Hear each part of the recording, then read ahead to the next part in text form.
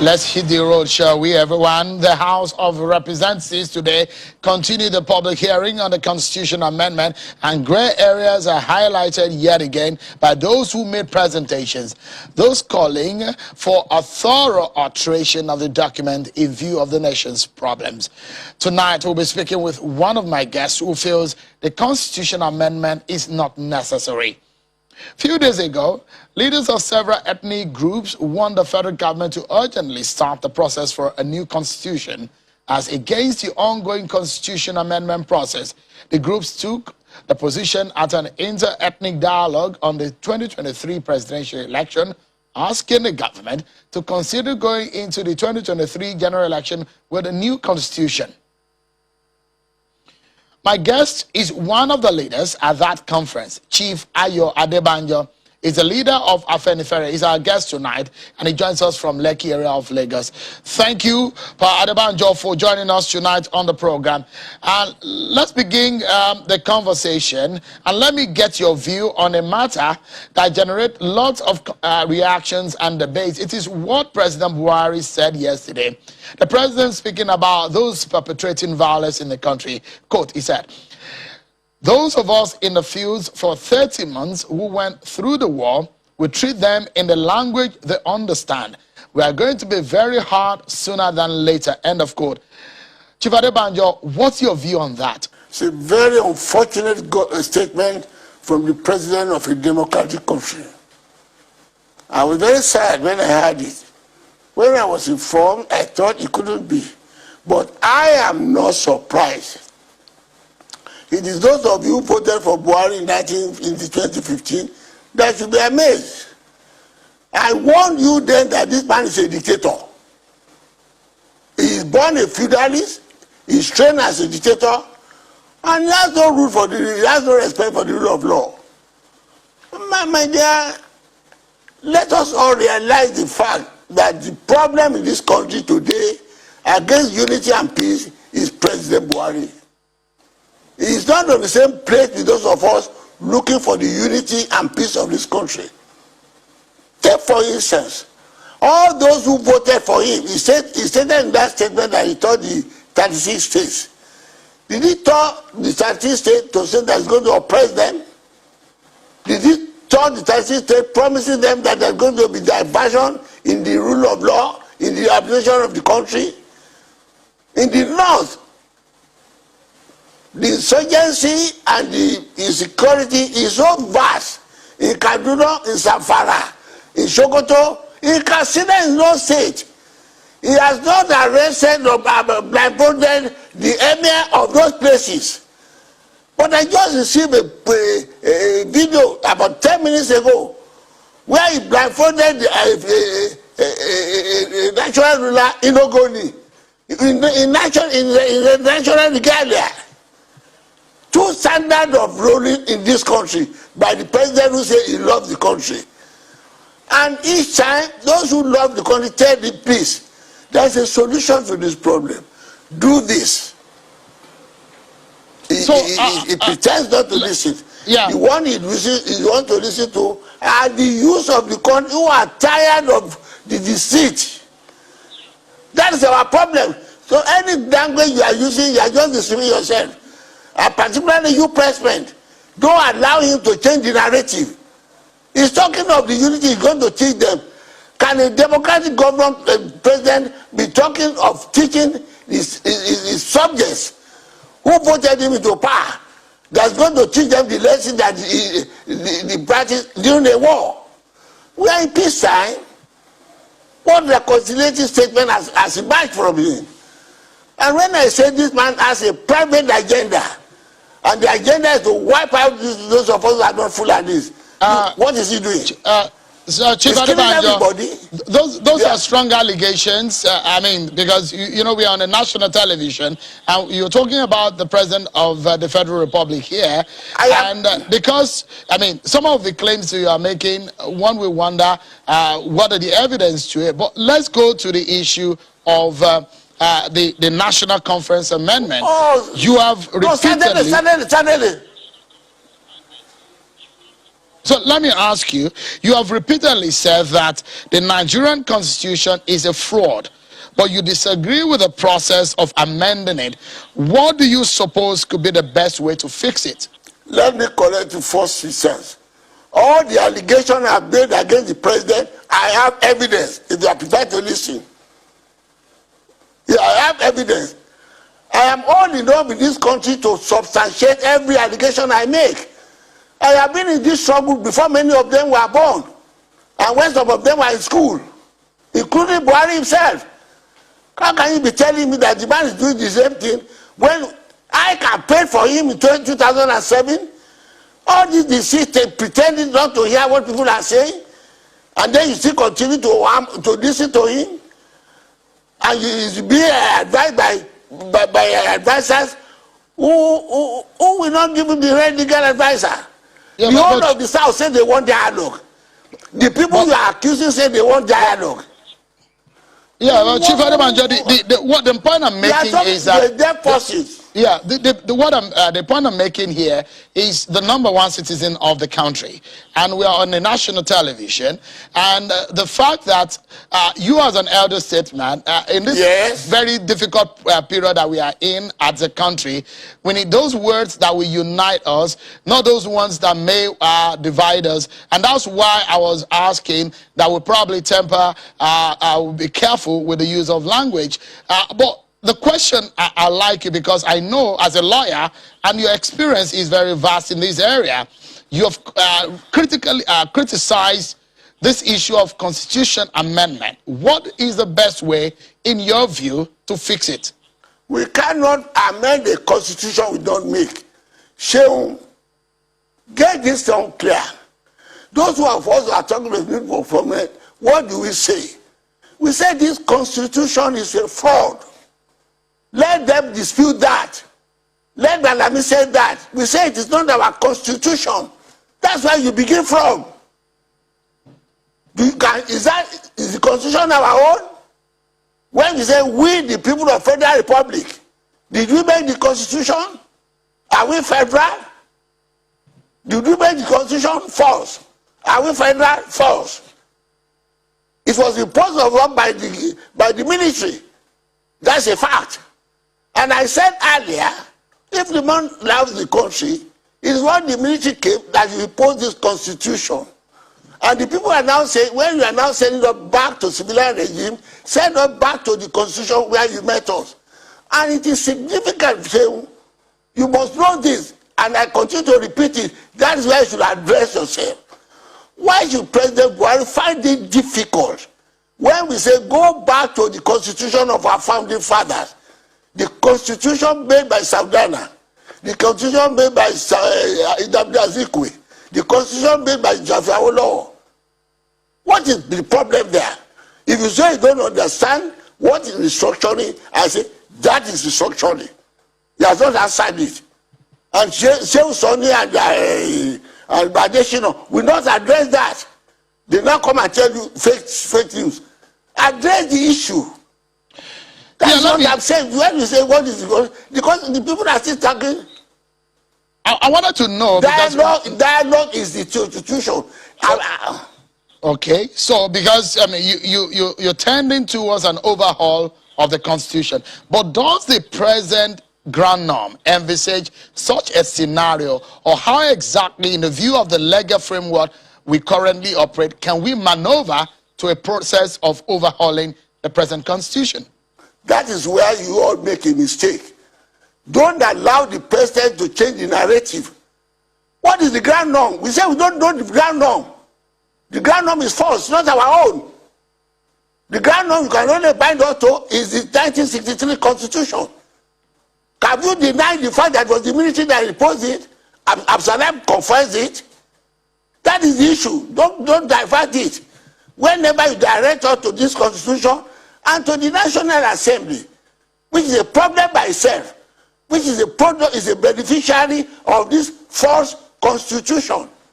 This assembly is created by this false constitution, which you say we don't know. Are you now forcing it on us? Those are the issues you address to. Don't go along to say the president wants to do this. The question is clear. except to somebody who doesn't want to act. We said the constitution is not our own. Let him deny that. Let Malami come and tell us it's our own. Where did we make it? Let Malami tell us this is a federal constitution under where you are going. Those are the issues. Until you address yourself to the issues and not allow yourself to be diverted by the answer of legal men, then we know where we are going. So each time you tell us the government wants to do this, the ground norm, which ground norm? It does look like you want the Republican. That is what all the people in this country are saying. That is why we are asking for a dialogue. If you don't want the 1963 constitution, let us sit down. You now want to amend the constitution you impose on us. In the constitution we don't know anything about. So that is what you journalists explain to people. You are the fourth estate of the realm. That is the issue. All of that thing you are talking about doesn't come in. The issue we are standing for, and those who are advocating back to federalism, is the fact the constitution negates what we agreed to at independence. The answer should have been no, you are wrong. That's what you agreed to. And now we give you a leeway. If you believe that constitution is not right, let us sit down and make your own. If you believe there's something wrong in this constitution, Saldana make, our law make, bring it out and pinpoint what breaks the constitution. Okay, so let me quickly throw this in. You're one of those who have had conversations with people who have similar opinion to this issue of 1963 Constitution, the Republican Constitution.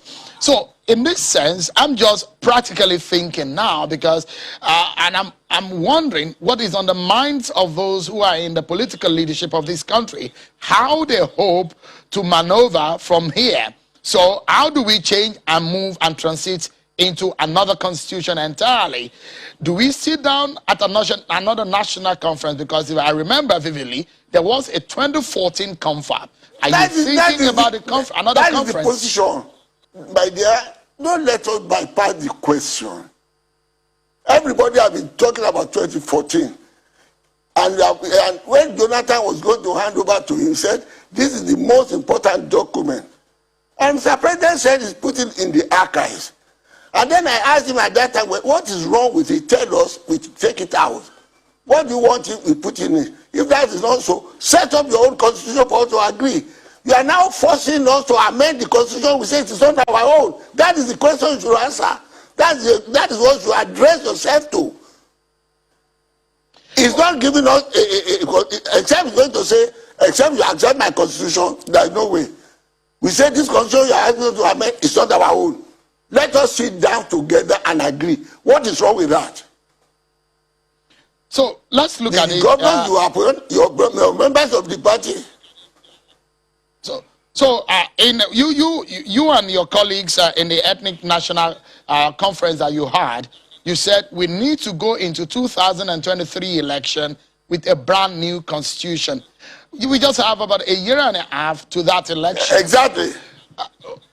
What kind of schedule or timeline can we be thinking if, for example, the president decides to take on that exercise of in the proposal we made, we planned it out. We can do it before. Please go ahead, sir. If there is the will to do the right thing, there's plenty of time. And we set it out. Let the regions, as you said in our paper, meet and let us coordinate all our points. As we all will agree with. The point you and others are missing, particularly as wrong, you don't see the point that they want to force their constitution on us. And we say no. But we don't want to force our own on you. We say let us meet and talk. You are not addressing that. Why is the government and Ansoro refuse to do that? Who is going to convene that talking, if it's sincere, that meeting? Who is going to convene it? Together, not to force us. Who is going to convene that meeting? The dialogue you're talking about. There. If there is the man there, who convened the constitution? Who convened the constitution they impose on us? Was not the ministry that just did by decree? Don't let us pretend by telling who will do. If it's serious and sincere, all the members of the party say, let us have a dialogue. Can any democratic person refuse to have dialogue? Even when you are at war, you went at the table and let us talk. The man can negotiate with criminals. He cannot negotiate with those who they want self-government. Those who say you are oppressing us. There is room. The Gumi could see the bandits in the race, negotiate with them, get money, extort money from us. But your army can't go there.